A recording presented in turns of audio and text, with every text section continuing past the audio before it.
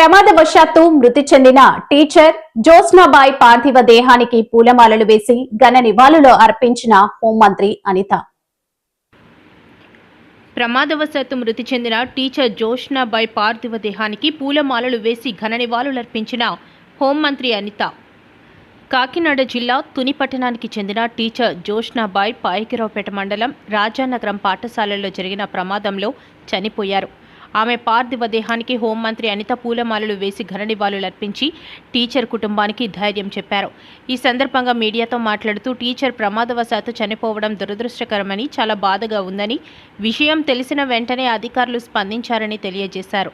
స్థానికంగా ఉన్న నాయకులు హుటాహుటిన ఆసుపత్రికి తరలించారని తెలియజేశారు. జ్యోత్స్నాబాయి చాలా మంచి టీచర్ అని, మంచి టీచర్ను కోల్పోయామని గ్రామస్తులు బాధపడుతున్నారన్నారు. 2 సంవత్సరాల క్రితం జ్యోత్స్నాబాయి భర్త కూడా చనిపోయారని, పిల్లల చదువులు బాధ్యత ప్రభుత్వం తీసుకుంటుందని తెలియజేశారు. ఈ విషయంపై విద్యాశాఖ మంత్రి నారా లోకేష్ కూడా ప్రత్యేక దృష్టి పెట్టారని, ఇలాంటి సమయంలో కుటుంబానికి అందరూ అండగా ఉండాలని, జ్యోత్స్నాబాయి ఆత్మకు శాంతి చేకూరాలని, టీచర్ కుటుంబానికి అన్ని విధాల ప్రభుత్వం అండగా ఉంటుందని, ప్రమాదంపై దర్యాప్తు చేయాలని ఆదేశాలు ఇచ్చినట్లు మంత్రి తెలియజేశారు. ఇలాంటి సంఘటనలు పునరావృతం కాకుండా భద్రతా చర్యలు తీసుకోవాలని అధికారులను ఆదేశించినట్లు తెలియజేశారు.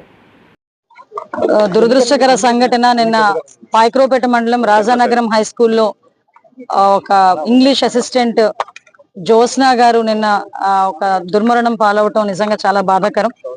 నిన్న ఇన్సిడెంట్ గురించి తెలిసిన వెంటనే ఇమీడియట్ గా డిఓ గారు, కలెక్టర్ గారు కూడా మానిటర్ చేసుకుని డిఓ గారు హుటాహుటిన ఇక్కడికి వచ్చి తను స్పాట్ లో చనిపోవటం, అక్కడ స్లాబ్ వేస్తున్న కార్యక్రమంలో ఒక సిఎస్ఆర్ నిధులతోని ఒక స్టేజ్ ని అక్కడ ఫామ్ చేయటం, అదే టైంలో స్లాబ్ వేసే టైంలోని ఒక చిన్న కంటైనర్ లాంటిది అది పడిపోవడం వలన తనకి తలకి కొంచెం బలమైన గాయం తగిలి ఇమీడియట్ గా స్పాట్ లోనే చనిపోవడం జరిగింది.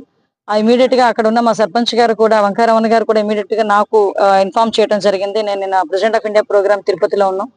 అక్కడ నుంచి లోకల్ నాయకులు అందరూ కూడా కోఆర్డినేట్ చేసుకుని, మండల నాయకులు అందరూ కూడా కోఆర్డినేట్ చేసుకుని, విత్ మా డిపార్ట్మెంట్ వాళ్ళందరితో కూడా కోఆర్డినేట్ చేసుకుని తనని ఇమీడియట్ గా ఇక్కడ హాస్పిటల్కి తరలించడం, హాస్పిటల్లో పోస్ట్ మార్టం సంబంధించిన కార్యక్రమాలు వాళ్ళ తల్లిదండ్రులకు అందరికీ కూడా ఇన్ఫర్మేషన్ ఇచ్చి మళ్ళీ తిరిగి ఆ బాడీని ఇంటికి చేర్చడం కూడా జరిగింది. ఈ రోజు జరగబోయే ఈ కార్యక్రమాలు, క్రిమినేషన్ కి సంబంధించిన కార్యక్రమాలన్నిటికీ కూడా అందరూ టీచర్స్ అందరూ కూడా ఈ రోజు పర్టికులర్ గా ఇక్కడికి వచ్చి, రాజేష్ గారు అందరూ కూడా ఇక్కడికి వచ్చి సహకరించడం జరుగుతుంది. నిజంగా చాలా దురదృష్టకర సంఘటన. జ్యోత్స్నా గారు చాలా మంచి టీచరు. నిజంగా గ్రామస్తులందరూ కూడా నాతో చెప్తున్నారు, అమ్మాయి 2023లో వచ్చారు, అప్పటి నుంచి కూడా ఇంగ్లీష్ అసిస్టెంట్ కి పిల్లలందరూని కూడా చాలా మంచిగా కోఆర్డినేట్ చేసుకొని మంచిగా చెప్పే టీచర్ ని ఈ రోజు కోల్పోయాం మేమని చెప్పి అక్కడ గ్రామస్తులు కూడా చాలా బాధపడడం జరుగుతుంది. తను ఇంగ్లీష్ అసిస్టెంట్ గా ఉండే దురదృష్టం ఏంటంటే తనకి 2 years బ్యాక్ వాళ్ళ హస్బెండ్ ని కూడా కోల్పోవడం జరిగింది. కేవలం ఇప్పుడు వాళ్ళ అత్తగారు ఎవరైతే రిటైర్డ్ టీచర్ మేడం కూడా అత్తగారితో పాటు ఉంటున్న నేపథ్యంలో ఈ సంఘటన జరగడం నిజంగా చాలా దురదృష్టకర సంఘటన కింద మనం భావించాలి. ఇటువంటి ఫస్ట్ ఆఫ్ ఆల్ ఇటువంటి యాక్సిడెంట్స్ ఫర్దర్ గా జరగకుండా చూసుకోవాల్సిన బాధ్యత కూడా స్కూల్ యాజమాన్యాలు, అదేవిధంగా ఎవరైతే కన్స్ట్రక్షన్స్ చేస్తున్నారో వాళ్ళు కూడా చూసుకోవాల్సిన బాధ్యత ఉంది.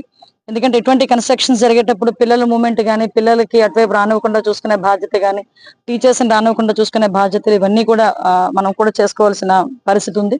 ముఖ్యంగా జ్యోత్స్నా గారికి గవర్నమెంట్ నుంచి రావాల్సిన అన్ని ఏదైతే బెనిఫిట్స్ ఉన్నాయో ఆ బెనిఫిట్స్ అన్ని యాజ్ ఎర్లీ యాజ్ పాసిబుల్ వచ్చే ఏర్పాటు కూడా చేస్తాం.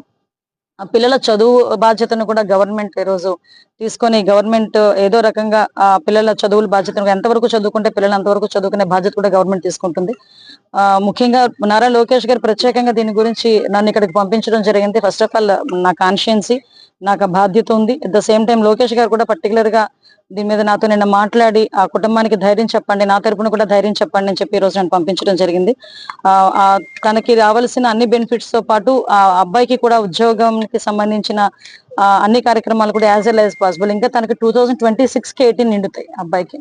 సో ఆ వచ్చిన 18 అయిపోయిన వెంటనే అబ్బాయి కూడా ఉద్యోగ బాధ్యతలు కూడా అప్పచెప్పే కార్యక్రమం కూడా మేము తీసుకుంటున్నాం. నేను ఒకటే కోరుకుంటున్నా, ఇలాంటి సమయంలో ఆ కుటుంబానికి అందరం కూడా సహాయ సహకారాలు అందించాలి, మనందరం కూడా తోడుగా ఉండాలి, ధైర్యాన్ని ఇవ్వాలి. జ్యోత్స్నా గారు ఆత్మకి శాంతి చేకూరాలని భగవంతుని కోరుకుంటున్నాను.